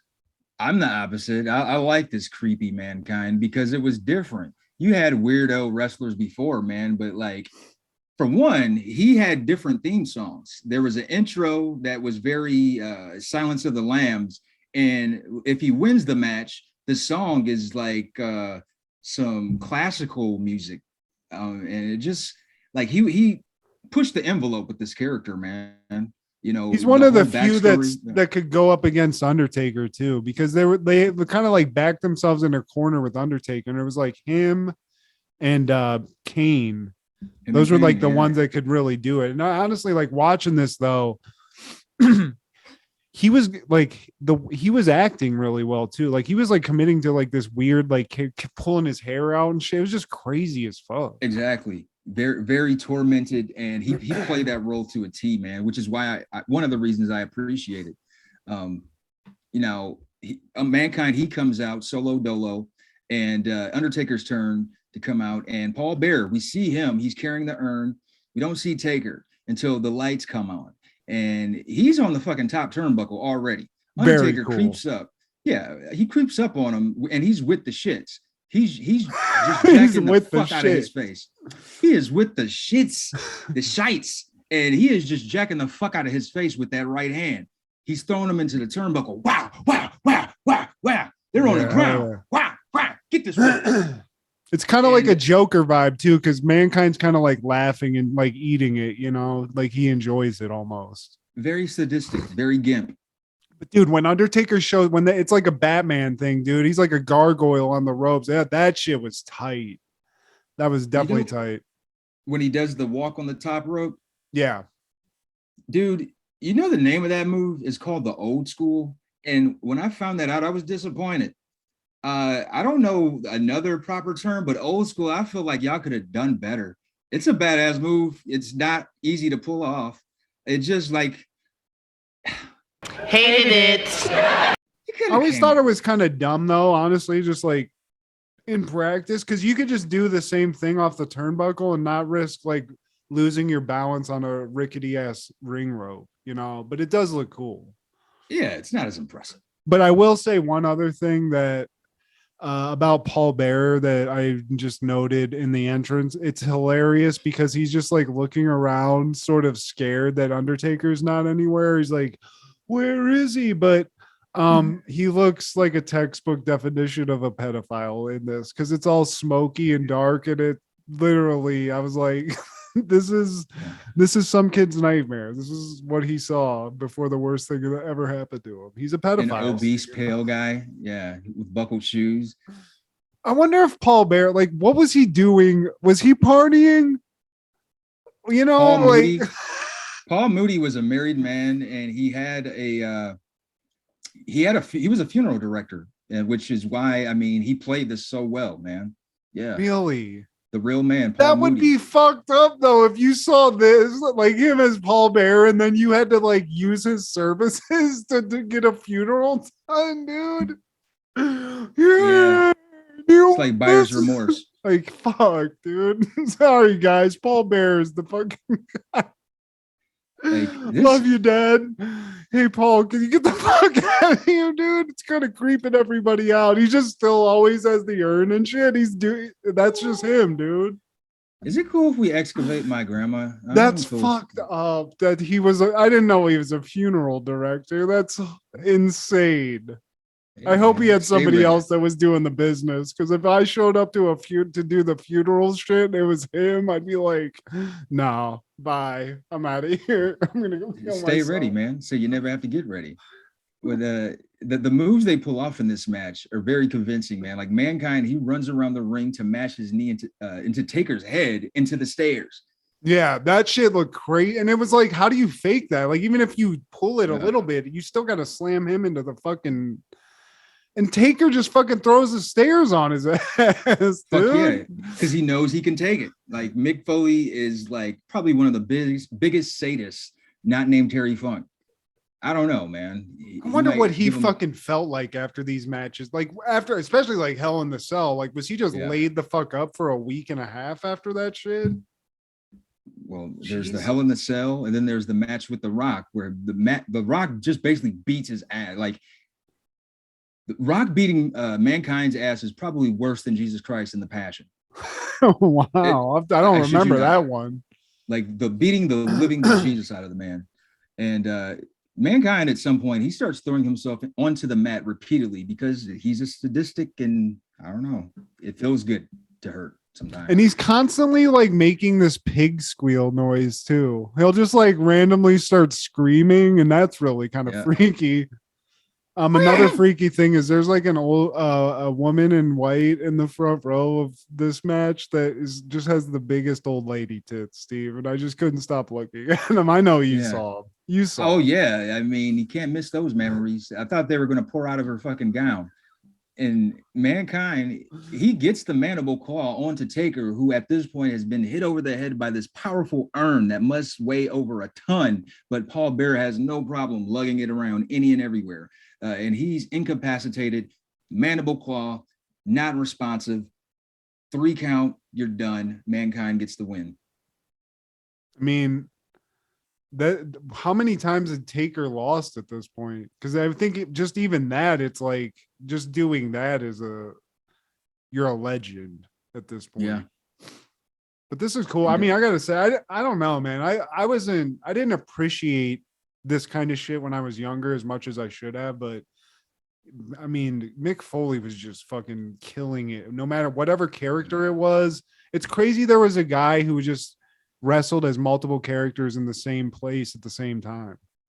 You know, it's just wild as fuck. This dude was just killing it. And now it's crazy he can still walk and shit. I know it's like tough and he hurts a lot, but it's like that guy's still up and walking. He's alive. That's Yeah. crazy. You're talking about commitment, man. You know, take care of your performers, man, especially somebody like that who like really put their life on the line for your business, man. But Doc Hendricks now is interviewing Mr. Perfect, who's going to be the perfect referee in the main event match between Davey Boy Smith, British Bulldog, and Shawn Michaels, calling it right down the middle as he sees it. I would expect nothing less, but he is being seen hanging out with fucking the Cornette crew, Steve. So I don't know. Yeah. I don't know, but he says it. He's like, I'm perfect. I'm Mr. Perfect. What do you expect? I'm going to fucking ref the perfect match. And that's what I'm supposed to do. That's what I'm going to do. So get off my back. I'm going to go hang out and do a line with Davey Boy real quick. Oil him up. I'm going to get out there. I want to believe you, Kurt. We're off your back, but I got my eye on you, Kurt. But he even on the mic, the dudes, it's just Kurt Hennig was one of the fucking, we've said it many times, but even he's not wrestling and he's still, he's killing it, you know? You're talking about not appreciating somebody at the time. Like it wasn't until really after his death. I was like, dude, he was a good villain. You know, just natural. Just like this promo he shot, man. It's just like he woke up and like, yeah, he didn't even have anything planned. This is like what's on my mind right now. He made it look everything. Like Mr. Perfect was the perfect like moniker for this guy. And he has like a good rapport with Doc. They have similar haircuts. And maybe that's why they hang out at like some salon a lot together. But in this thing you're talking about, they kind of have like a back and forth where it's like it is very natural, you know. Yeah. And it's really fun. I mean, he's just funny, and he all his little things. He was just good at. He had this like really. It wasn't too over the top. He was just like a cocky bad guy or good guy, you know, at a certain point. But the little gum hit. I'll go toe to toe with anybody. 9 out of 10 times I'm hitting that gun hit, Steve. 9 out of 10 times. I can do that. Really? Perfectly. I'm gonna have to get that on camera. I mean, I don't know. We got to get give me a camera crew, give me some fucking Bubblicious, and I'm gonna do it, Steve. I'm telling you. Even to this day, I do it to this day. I walk out of the gym fucking cocky as fuck sometimes, and I just bam hit that shit. And you never hit any of the meatheads? I mean, it's when I'm walking outside of the gym in my apartment complex. Nobody's. Who cares if you hit Geraldine? You can take her. Yeah, she's fine. Yeah. Fuck you and your potato salad. And the next match is Goldust versus Ahmed Johnson. Goldust comes out of the closet with his wife, Marlena. And so apparently this beef started because Goldust gave Ahmed Johnson CPR. You know, that's it. He was laid out on the stretcher after a match, and Goldust is low-key making out with the man. And he was worried though, Steve. He was worried. Yeah. Sure. Did he not blow any air in his lungs and put a tongue in his mouth? Yes, but he was just worried about him. He had to wake him up. And Ahmed woke up. I'm sure she has enough air. But I mean, Ahmed woke up and he was alive, thankfully, but he had a gold smear on his mouth, and he didn't appreciate that. Yeah, I don't think any guy appreciates a smear on his mouth. I think you're right, Steve. We can add that to the rule book. No man, that's in the that's the 11th commandment, Steve. No man appreciates a smear on his mouth. Thou shalt not have a smudgeth on the lippeth. But that sounded like Dusty Rhodes. No man shall have a smudge on his lips, baby. The 10 Commandments, starring Dusty Rhodes, the American Dream, baby. Co-starring my lovely, vivacious, what was Sapphire. that? Sapphire. She's here. She's Mary Magdalene. But I gotta say one thing. We talked about. I think we were talking about it off mic, but maybe not. But Ahmed Johnson, the thing I don't get, like, he's yoked, right? The roid cycle he's on is perfected. This guy looks the part, but he just never popped. Like, I remember seeing this. He was in video games and shit. And I was just like, it's not moving the needle, you know? Exactly. And that's why you didn't really hear from him not much long after, man. I mean, like, this is an example of, if you have the look, you can go places in this industry, especially with Vince. If you apply for Vince, one of his jobs, you got biceps, you got strong looking traps, you have a face that's fit for magazines and shit. Yeah, no wrestling skill required at all. I feel like it's like he's half there. He can dish it out. It looks good. Because I think you said, he fucking is maybe not pulling the shit as much as he should. He's kind of hitting people a little too hard. Yeah. But when he takes a couple of fucking good hits, but some of the times when he's trying to like sell a move or something, it just looks stiff as fuck. It just doesn't look at that. Like, even for kids, man, like, it doesn't register on the forefront, man, but like, you could just tell, like, if a move isn't done properly and it requires participation from the opponent, man, if it's not done properly, it's going to like make things look flat. Yeah, and it slows it down. Like, there's just like this natural momentum that makes shit look like it's natural in the moment. And when that, like you say, it just kind of fucks that up. But in this, there's a lot of downtime, Steve. And, you know, most of this match is Goldust sexually harassing Ahmed Johnson. At one point, he's knocked Ahmed Johnson to the ground, and with not really needing to pin him, he takes a good 10 to 15 seconds to really just admire his crotch and sort of slowly, seductively crawl up to the pin. There's a lot of that, you know, there's a lot of licking of fingers, and Dustin's really going for it. Let's put it like that. You know? And it doesn't help that Ahmed Johnson's trunks are always thirsty, going into his cheeks. It's like, man, y'all set this man up for failure. He did himself no favors himself by not learning the game, but you put him in these tight, thirsty ass red trunks, looking like Kool-Aid Man's uncle, and motherfucking meets Mr. Clean, and Goldust is just grabbing ass and playing tickle tank. God damn it. Kissing, hugging, sucking. It's all happening, and we're watching a wrestling match, Steve. This isn't a porno. This ain't Cinemax. Yeah. This is fucking. Dusty This Rhodes. is the king of the ring, not cock ring. King of the cock ring, Steve. Yeah. Somebody made an order for some more meat on their buns. Yeah. Dusty Rhodes was this close to disowning Dustin Rhodes for doing this shit. I just didn't remember it going to this level. I mean, they were really pushing this shit at a certain point because I mean, Val Venus was doing a lot of crazy shit, but this was like, though. yeah, it's like, you know, whatever. But I'm just saying, like this was crazy. In this match specifically, because what I found funny is this while they're like sort of covering everything, you even mentioned this previously, like Ahmed Johnson was sort of like connected to Shawn Michaels. He was connected to the champion. So they were trying to bring him up. And this match is to win the Intercontinental title. It's sort of, to me, probably one of the big pinnacles of this dude's career. And in order for him to get the Intercontinental title, Steve, he has to get fucked and sucked by Gold Dust. I mean, they repeat the mouth-to-mouth thing. And this time, Dustin really puts the tongue in. I mean, he doesn't even just give him mouth to mouth. He might have given him a baby. I don't know. Yeah.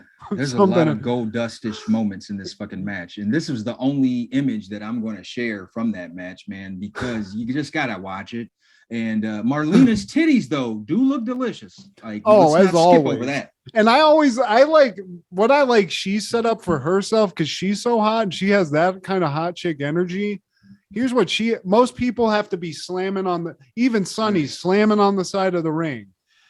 Marlena, she's got a director's chair ringside. She's smoking a stogie. She's just waiting to get fucked. You know, she's just waiting for whatever's going to happen, but she's not really doing much. She's just looking great. And shout out to Marlena. Cause again, she's in my top 3. If not, she's right there. I mean, Sonny now is at my top. She's it. But Marlena might have surpassed Sable. Who was it before? I think I had Sable, Trish Stratus, and then Marlena, but I think it was just based off of some like old memories. And now it's, I want to put Stephanie McMahon in there because of those tots, but I gotta go. Makes good fuck faces too. Yeah, but it's Sunny now, dude. Sunny, I don't know. I know she's crazy. I'm sure I've seen some things where they talk about her, but man, you never were a Keebler guy. No, I was, but she's not in the top 3. But she was hot. She was hot as fuck. She's top 3 for me, and I was also a fan of Deborah. I like that Southern sultry, and she always had some nice legs. Deborah McMichael. Oh yeah. Okay. I mean, Jacqueline was hot, but it was just the tits. It was those some nice titties, but she had a strong face. Yeah, she did. But she always would do like that was one where they put her in a position where the titty might pop out at any point on Raw. I remember one time it did, and I was like, "Yes, I can." You're rubbing your hands like Birdman. Yeah, come on, Woody. One of them nibbles gonna pop out, Woody. Good. Yeah. And he tries to do the CPR shit again, but it wakes Ahmed up, and he was like, "Fuck this shit. You're not gonna kiss me in the mouth again." Or as Ahmed would put it, he left the SmackDown, Pearl River plunge, and Ahmed Johnson is the new Intercontinental Champion, baby. First Black Intercontinental Champion. First Black solo champion. And it wasn't celebrated as such. They made no mention of it, but that is what it is, man. He got to celebrate with the homies in the locker room, though. I thought that was cool, but I was like, man, you made this dude do all this dumbass shit, and you had to. This is it. It's like, hey, man, good job getting fucking your ass licked in ring. Great job, man.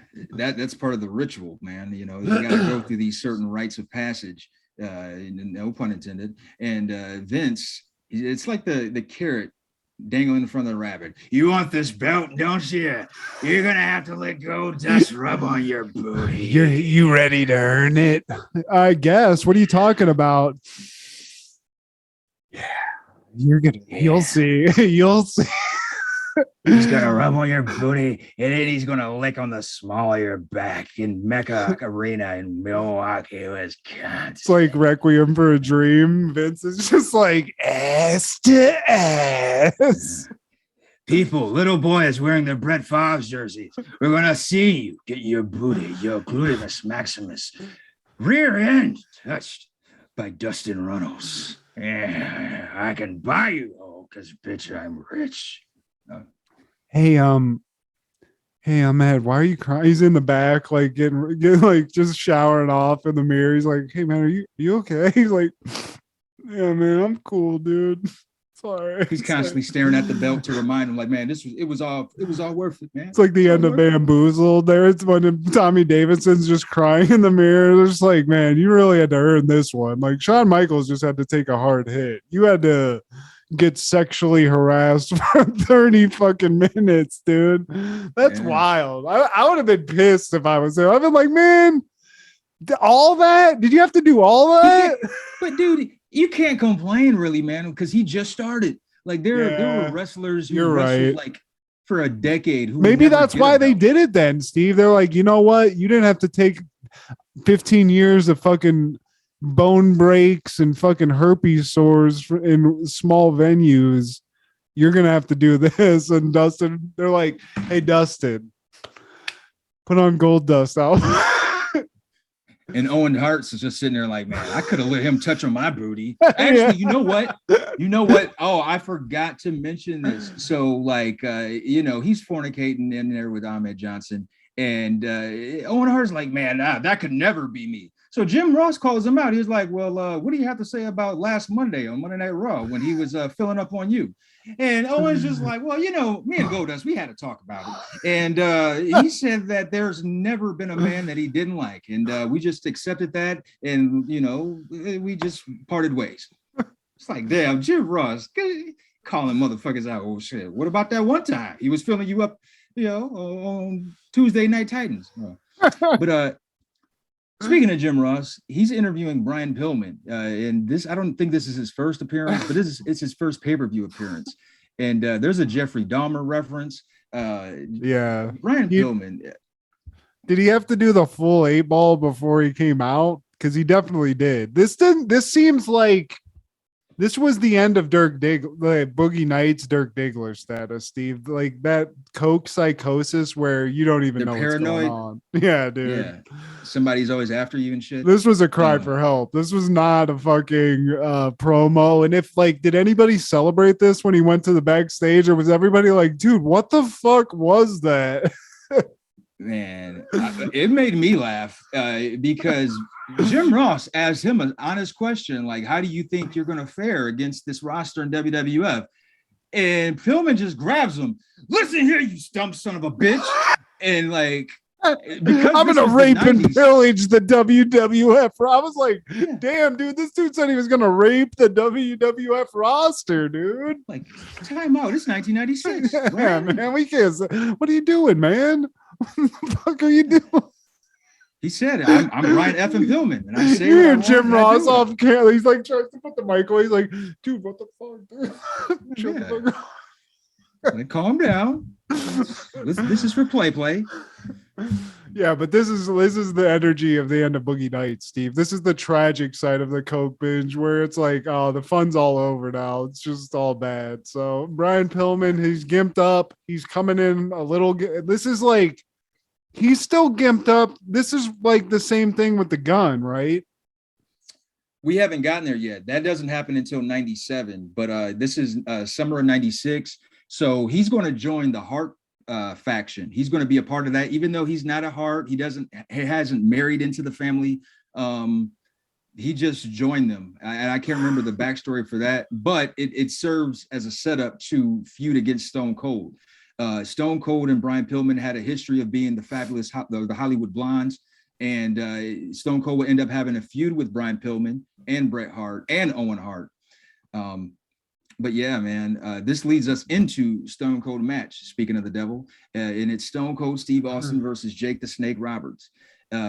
Stone Cold, like I said, he comes out to this sardonic ass Mannheim steamroller of an intro, and poor Jake comes hobbling down to the ring, ribs busted still from his Vader match, and Stone Cold's got stitches in his mouth, so no excuses. Yeah, but Jake the Snake's coming to, like, his entrance music is what some old heroin addict ODs to, though. It's just like depressing, like, and he's on like 75 Percocet at this point. He's all fucked up. They're just setting him up, and this match is hilarious, and this whole like thing, because I mean, let's just go right to it. He whoops the piss out of fucking Jake the Snake Roberts just over and over again. Jake's all gimped the fuck out, so they set him up to be like this. But it's literally them being like, hey, fuck all you old wrestlers. We're going, this is what's going to happen now. Fuck the old school shit. Yeah, it's a new regime. Fuck this. But dude, that promo at the end, Steve, this is without a doubt the greatest promo ever. Like, without any Coke energy, just a straight up pure promo. This is amazing, dude. Do you mind, Matt? Can I do it, Steve? The first thing I want done to hold on. The first thing I want to be done is to get that piece of crap out of my ring. Don't just get him out of the ring, get him out of the WWF, because I prove, son, without a shadow of a doubt, that you ain't got what it takes anymore. You sit there, you thump your Bible, and you say your prayers, and it didn't get you anywhere. Talk about your Psalms, talk about John 3:16. Austin 3:16 says, I just whipped your ass. All he's got to do is go buy him a cheap bottle of Thunderbird and try to get back some of that courage he had this prime. As the king of the ring, I'm serving notice to every one of the WWF stars. I don't give a damn what they are. They're all on the list, and that's Stone Cold's list, and I'm fixing to start running through all of them. As for all this championship match is concerned, I don't give a damn if it's David Boy Smith or Shawn Michaels. Steve Austin's time has come. And when I get the shot, you're looking at the next WWF champion. And that's the bottom line, because Stone Cold said so. That was a dramatic reading of the Stone Cold promo as done by Steve Garrett. What happened in the 90s. Steve, that was amazing. And that's, I mean, he literally shit talks Jake the Snake. He spits all over his recovery, his drug addiction.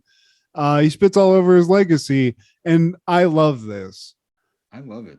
And this sets the tone for, this is, like you said, this sets it. This is the Attitude Era. This is where it starts. It's hilarious. It's literally like fucking Gandalf put his staff in the ground, and it's like the Red Seas parted or whatever, and on the one side is all these old motherfuckers, and then we get to like Stone Cold, DX, Rock, and it all starts right here. It's crazy.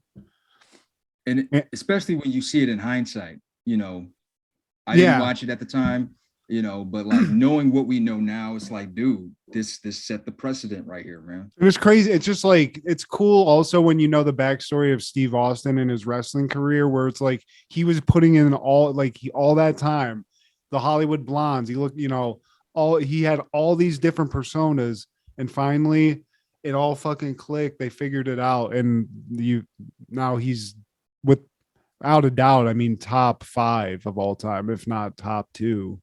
I'll always keep Hulk Hogan number 1 just because I was a kid at that point, but yeah, dude, it's Hogan. So he's the king of the ring, Steve. He's got everyone's on notice, but this isn't the end of the pay-per-view, which I think is a dumb move. Again, I don't think having Davey Boy Smith against Shawn Michaels is really what we need at the end of this. I think that would have been cut at the end. That's the end of the movie right there, Steve. I don't need anything else. We've already busted our nut. Like, why even continue? Literally. This? Like, yeah, I did that in the fucking Gold Dust match. I'm already tapped out. So you're touching us in the refractory period, man. Yeah, dude. I need to juice up. I'm sensitive now. Let me go get a Gatorade. Jeez. Chill out. Tomorrow. Prickly. But now it's like irrelevant. Again, this is irrelevant. But Shawn Michaels, he's fighting. He's the world champ. He's got to end this fucking pay-per-view. Davey Boy, he's yoked. Special enforcer, Mr. Perfect. But before the fucking match starts, everybody comes out. And we think, Mr. Perfect's the ref. He's got the Foot Locker uniform on, so we're good. But then Gorilla Monsoon comes out, and it's like, look, man, one, they got to bring me out twice. It's in my contract. So I'm out here again unnecessarily just to fuck the momentum up of this pay-per-view. You're not the ref. You're going to hang out outside the ring and just kind of look at stuff. But there's another ref. So we're going to bring out Earl Hebner or whoever the fuck ref meet that they had out. And, you know, I don't know why they chose to do this. They really had no fucking reason to, but they did it. You know, Gorilla wanted some camera time, so they gave it to him. To make it hot. I do like Earl Hebner, though. Shout out Earl Hebner. I bet he was getting a lot of side tail off all these wrestlers. That would have been hilarious. He's like, hey, you know, Kurt's busy, but I'm here. I was in WrestleMania's main event, so yeah, dude, he repped some of the like most classic matches, man. And his brother Dave just passed away recently, man. I believe yesterday or Friday. They were twins. Yeah, what? Twin brother, yeah, who was also a referee. Yeah, man. In the WWF? Yeah, of course. Yeah, but Earl was the more known one. Like Dave, he was in the game for a minute and he took a back seat. Where Earl, man, he was committed. But yeah, like, Shawn Michaels, and he's with Jose Lothario, his trainer and mentor, in British Bulldog, with his wife Diana Smith, and Jim Cornette again. But the angle that they were trying to work was that Shawn Michaels was making passes at Diana Smith, and Bulldog is being like, he's playing the role of like the jealous husband. And you know, Shawn Michaels is like, dude, that's Bret Hart's sister. I hate Bret Hart. Why would I want to fuck his sister? Well, maybe I should fuck his sister then because I hate Bret Hart. But he never fucked Diana Smith. No. Shawn, it's not even an option. I feel like she's not even registering in Shawn Michaels. You know, dude, his black book is filled with tens. Like she just looks like some British talk, like the Today Show host in Britain. You know, some shit like that. Jenny McCarthy escorted me down to WrestleMania, motherfucker. Like, what the fuck I care about some Diana Smith? Exactly. I fucked Rhonda Shear up all night. God damn it. The fuck, dude. He did. Steve, tell me that's real. I'm just assuming. I'm assuming because it was Shawn in the mid-90s, and what honey was going to tell him no. She was there. She was at WrestleMania, and I'm sure they had a moment, and he's doing his shit. Hey, baby, you want a little line? You want a bump? Yeah, we'll be up all night. You know, they call me the heart. Damn, you know she did that, dude. That's how Rhonda Shear got free coke back in the day. Yeah. Oh, dude, I would have done anything to hang out with Rhonda Shear back in the day, Steve. That's 8-year-old Matt. That was his juice right there, Steve. Yeah. We still got a shot. She liked one of our Instagram posts. Rhonda, oh, God bless you. God bless USA Up All Night. Shawn Michaels is a great performer, and you know he made this match somewhat entertaining because it's Shawn Michaels. No slant to British Bulldog, but the Undertaker Mankind match, it was not. It was like, that was my favorite, like one-on-one match, the Taker Mankind, man. And you know, there were some cool reversals. There were a lot of reversals of the power slam. Shawn Michaels hopped out of that, sends him into the rope, and tries to super kick him, but Davey Boy stops on the ropes. You know, they do that whole little thing. Yeah. And he does this high-flying elbow that would just put Randy Savage to shame. And I'm sorry, Randy. That motherfucker, he was on the ceiling when he hopped off that. Yeah, dude, that's like a highlight. That's one of those highlight shits where they make the logo out of the silhouette type things, you know. Signature. Man, and he connected on that motherfucker, just wow. And HBK, man, still champ. Owen and Bulldog double team up on HBK until Ahmed Johnson and his thirsty ass trunks come in for the save.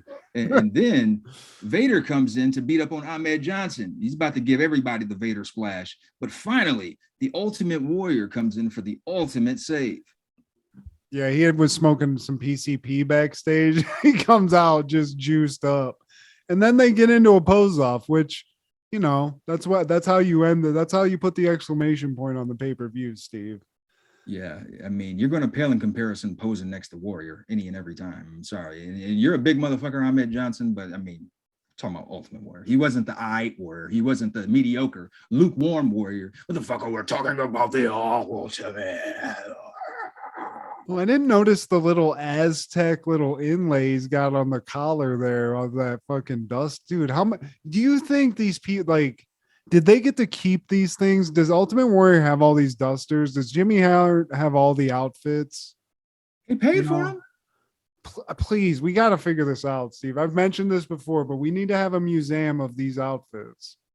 Nothing else, just these insane dusters. Maybe it's just a store where you can buy them because some pimp somewhere wants to wear Jimmy Hart's outfits. You can't tell me I'm not right about that. I mean, you know Bishop Don Juan, man. Some of his shit looks very Jimmy Hart. I mean, they definitely shopped in the same circles. They cross paths. You know, Jimmy Hart and Bishop Don Magic Wand, like, just were like, yo, what's up, man? Pippin is Pippin, baby. Video Game Outlet, the new video game store you've been waiting for, is now open. And we have the used video games you want the most at a fraction of their original price. You can play more because you'll pay less. Plus, we'll pay you top prices or offer reasonable trades for the games you no longer want. You'll also appreciate our fair return policies and helpful advice from people who know video games. So if you're into video games, get into the Video Game Outlet today and get more video fun for your money. In 1997, Betty Shabazz, American educator and activist born in 1936 and wife, widow of Malcolm X, dies. She was her and Malcolm X, they left Nation of Islam in 1964. She witnessed his assassination that following year and left with the responsibility of raising 6 daughters as a widow. She pursued higher education and went to work at Medgar Evers College in Brooklyn, New York. Sad story how her life ended, man. She took in her 10-year-old grandson, Malcolm, after her daughter was arrested for allegedly conspiring to murder Louis Farrakhan, because, you know, it's been widely said and rumored that Louis Farrakhan was behind the assassination of Malcolm X. So one of their daughters, Kubila, she was arrested for conspiring to murder Louis Farrakhan. So Betty Shabazz took her grandson under her care.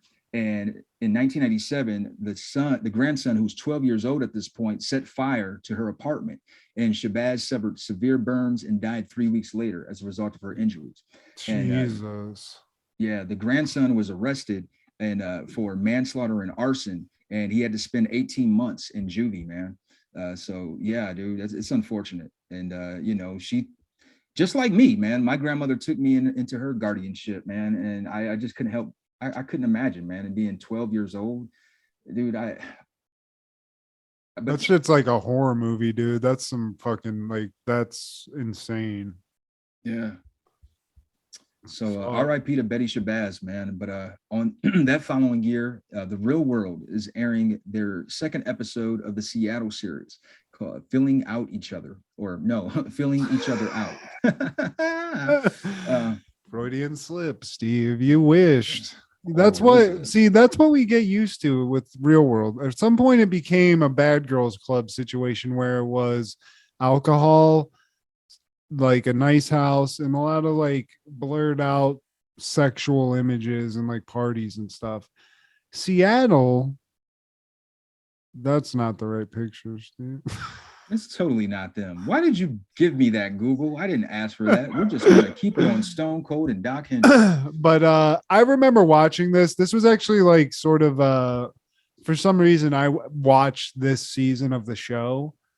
I think this is most notable because of one of the cast, Steven. I think we actually talked about this already, but there's another castmate named Irene, who basically indicates on camera that he's homosexual before leaving the house. Steven slaps her, and that was really, everybody remembers that. But I forgot there was like a Bostonian like bad boy dude that was like Goodwill Hunting real life.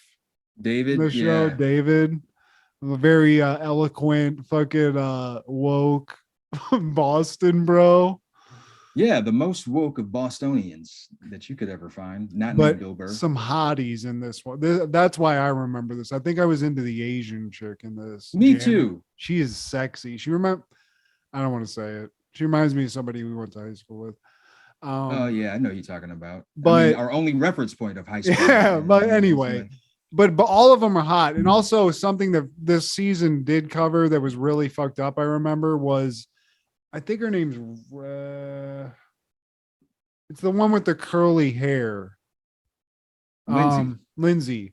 I think her brother commits suicide during the season, and she finds out, and they have to like sort of cover that. So that's something that happened on this beyond the dude slapping that chick. Wow, that part I didn't remember. Yeah, it was fucked up. But the only thing I mean, we can go through this. To me, this was boring. This was a very boring episode. It is one of the first episodes of the season, and everybody is sort of getting to know each other. The things I noted was the insanity and amazing house that they gave these kids. It was a whole fucking pier in Seattle, Steve. And I mean, I will say this serves as character development somewhat, because you can see the sensitivities of Steven. He's that sounds like a book, Steve. The sensitivities of Steven. You do see my autobiography. Just you wait and watch.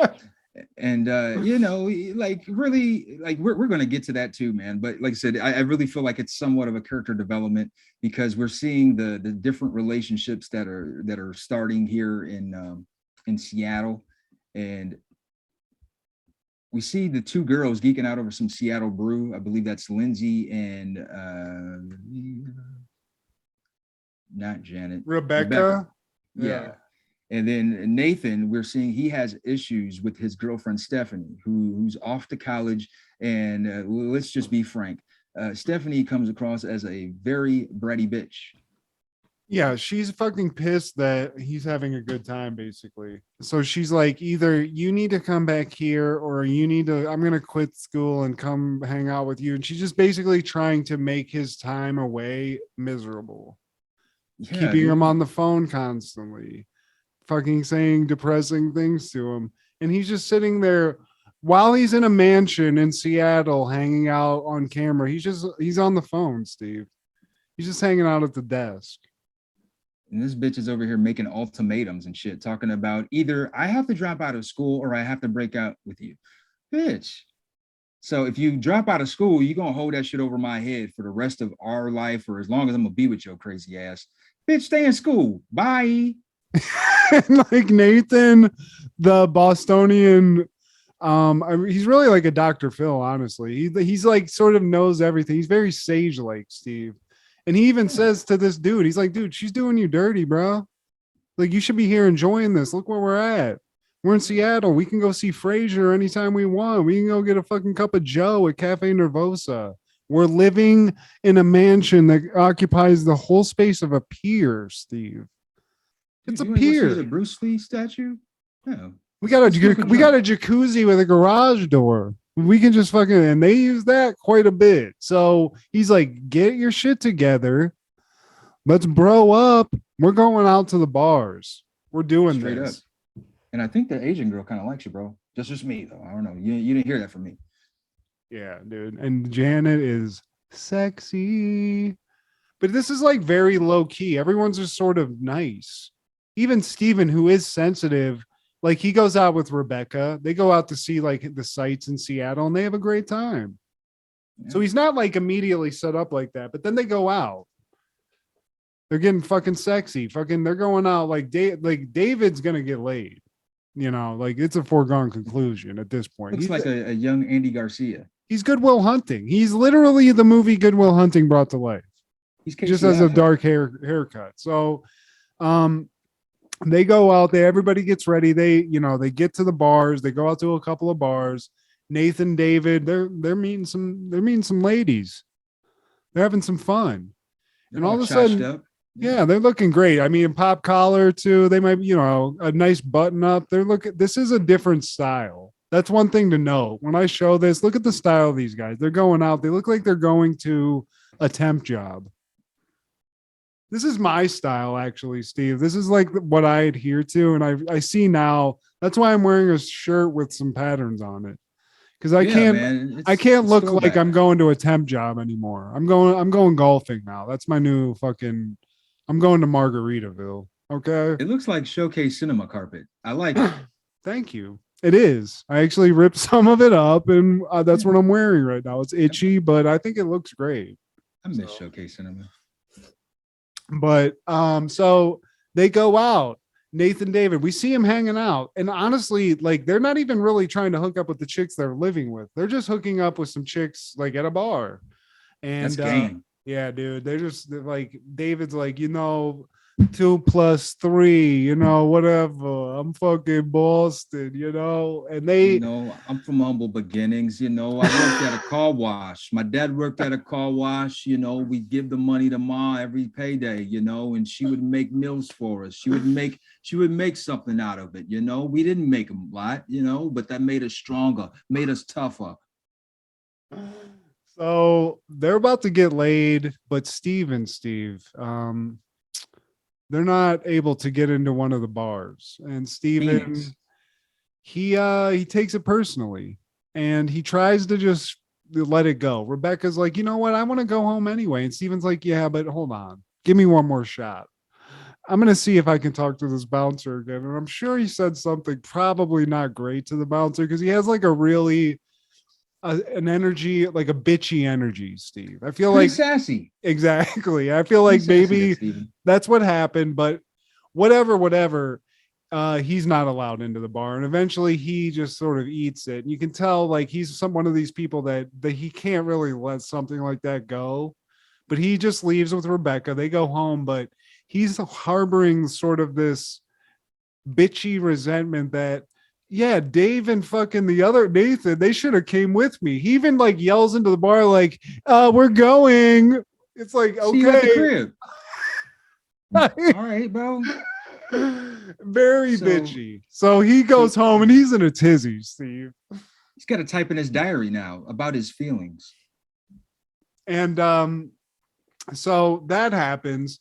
And also another side, something that happened that I thought was just hilarious is that at some point somebody has a diary, and in this diary they write, I wish there wasn't so many like something to the extent of I wish it wasn't a bunch of yuppie entitled people in this cast, like upper class white people. Yeah. And Nathan, the guy who's having the problem with his girlfriend at home, is like, oh, it's Steven because he's black. Because he's the black guy. So of course he would have something to say about all these white people he's living with. And he goes, no, he doesn't say that immediately. He just he thinks it, right? Right. Yeah, but then he's like saying something to David, like, yo, man, I found that black dude wrote this bitch ass fucking thing in his journal about yuppie white. It's fucked up. And Nathan is like, Nate Dogg, yeah. I fucking wrote that, bruh. That was me. Didn't you notice the perfect cursive I wrote it in? The calligraphy? Yeah, what about the common folk, man? Like people who work at car washes. What about the people who work at car washes? The bag boys. Why don't we have some bag boys from Publix? What about the people making the scallops in the fucking clam chowders at the fucking docks? Over in Southie. What about the people in Southie making the scallops? Oh, he's deep though, Steve. This guy, you know who this guy reminds me of, Steve? Majid. Yep. Damn, dude, exactly. That's hilarious, dude. The just like perfectly fitting sweater with the turtleneck.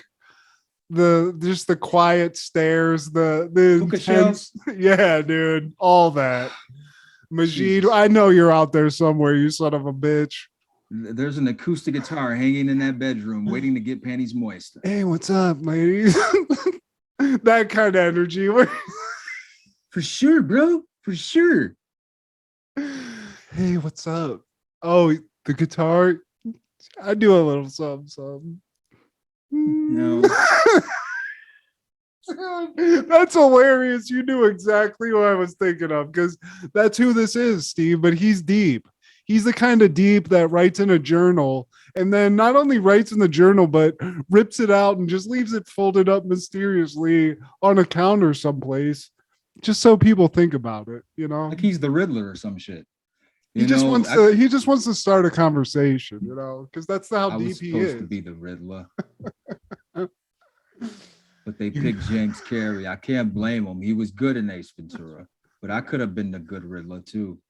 Now Nathan, he creeps into the girls' room. And by the way, he looks like he could be in a boy band. Where's Lou Poilman when you need him? The girls invited David and Nathan back to their crib, we find out. And they pull a George Costanza. They do some opposite day shit. You know, when a bitch invites you back to their crib and it's 2 on 2. I like that ratio. Yeah, you know what? My guy, he's got a girlfriend. And Can't man, do you it. know, I can't do it. I'm a team player. Well, holla at you, toots. Give me the digits, you know, but we got to go have some Scala. Some scholars and clown chowder and watch Cheers reruns. I don't know if we're doing a good Bostonian accent. I think I can only say scallops and chowder. Wicked sweet. That's wicked smart. No ma. Remember no ma? But they go back to the crib. They're like, you know what? Instead of going back to your place and just fucking off camera, why don't we go back to our place and fuck on camera? And these ladies are just not having it. So they lose out on that. But you know what the thing of it is, Steve?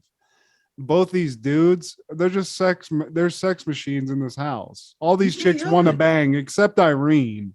She's nowhere to be. I don't even know where she's at in this episode.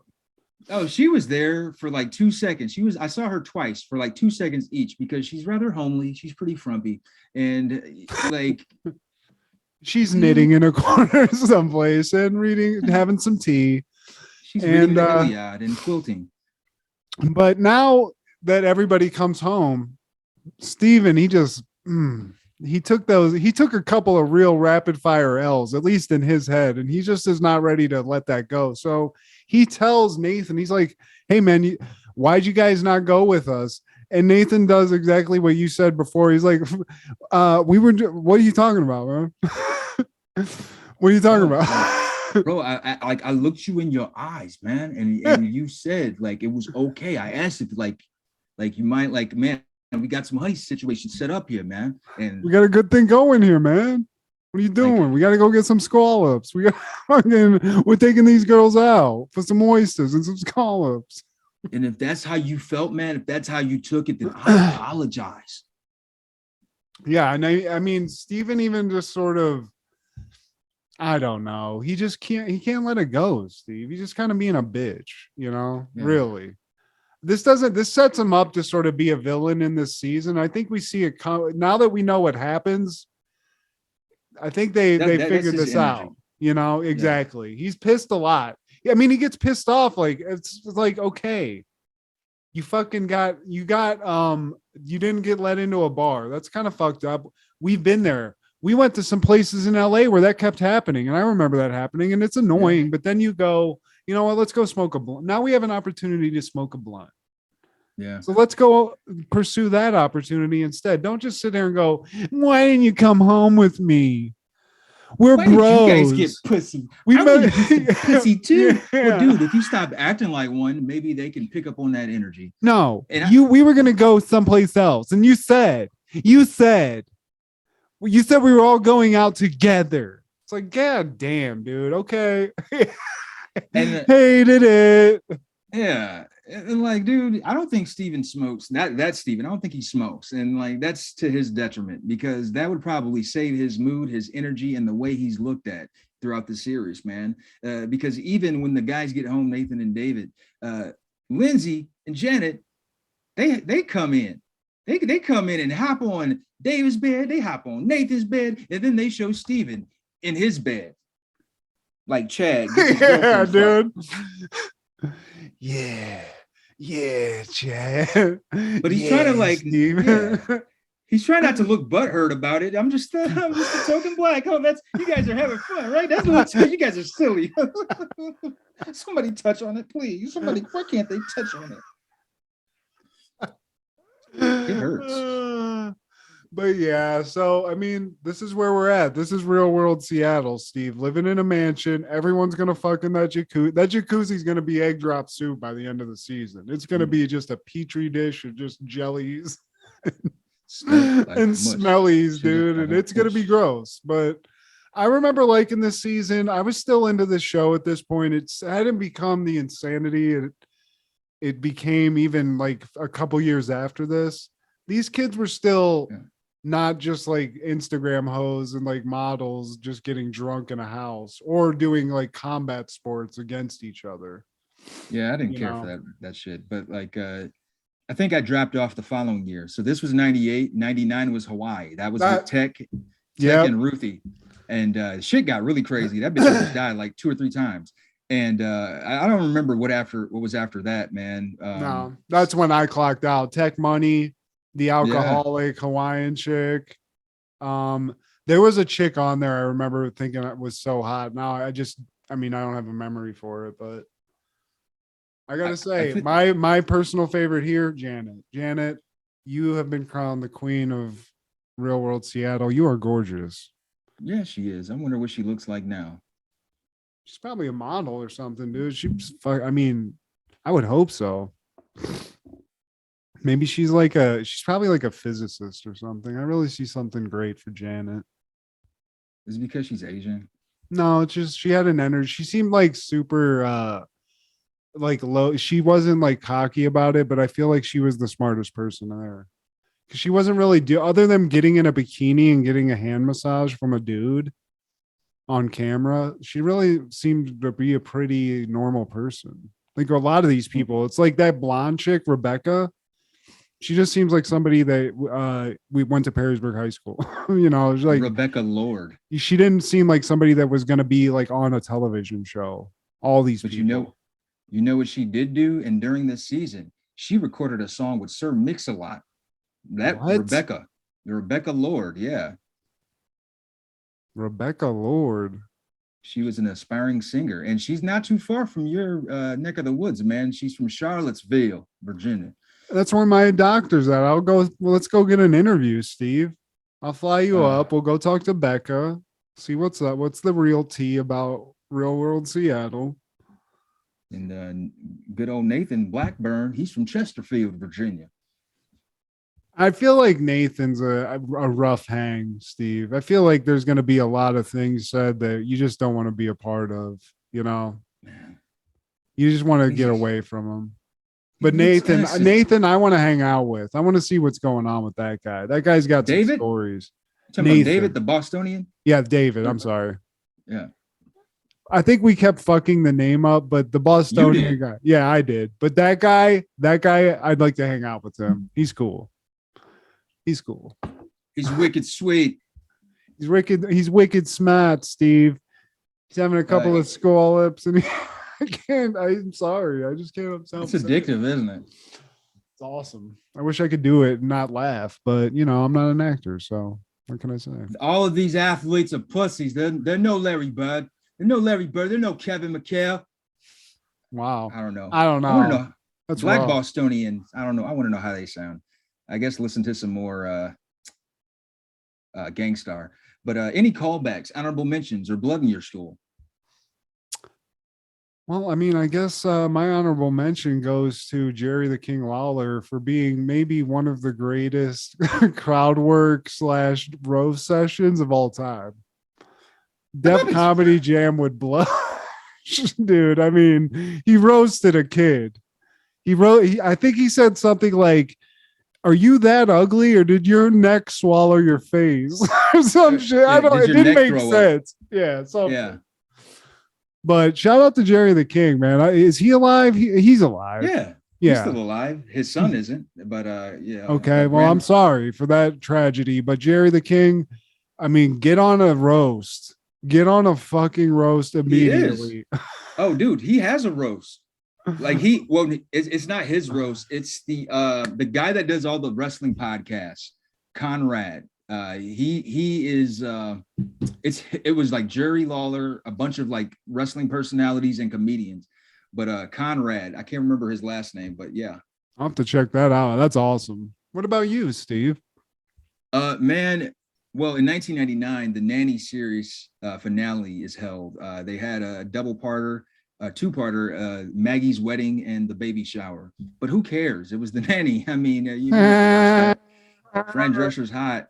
And you know, I wanted to ask you, man, what is the birth of the Attitude Era? Do you feel like this is it, or was it the Scott Hall making his appearance, or was it the Hogan leg drop on Macho Man? And what do you mean? Because I mean, when we say Attitude Era, is it just WWF, or like I thought it was like everything from that era of wrestling? I mean, if you're including that in the same conversation, then to me, it's when the Outsiders crashed, and when they crashed Nitro. Like to me, that, and I guess when Hogan turned was probably more that, but I just remember that episode when they came out. I was like, holy, like you actually, honestly, I was a dumb kid, so for whatever it's worth, but I was like, this is real. Like these guys literally are not supposed to be here, and they just fucked up Eric Bischoff. Like, what the fuck's going on right now? For real, man. Well, I mean, internet wasn't prevalent like it is now. But yeah, please like, share, subscribe, and comment. Tell us where your sister stays. Please listen to Over the Culture. Yeah, I mean, hey, man. Just in case. Okay, you're right. I'm short on the roster. You know, please listen to Over the Culture and B3F Podcast, Crushgasm on Wednesday, and Don't Worry, Be Movie with Amanda and Wade. This is Steve G and Matt G with Happened in the 90s. Bitch.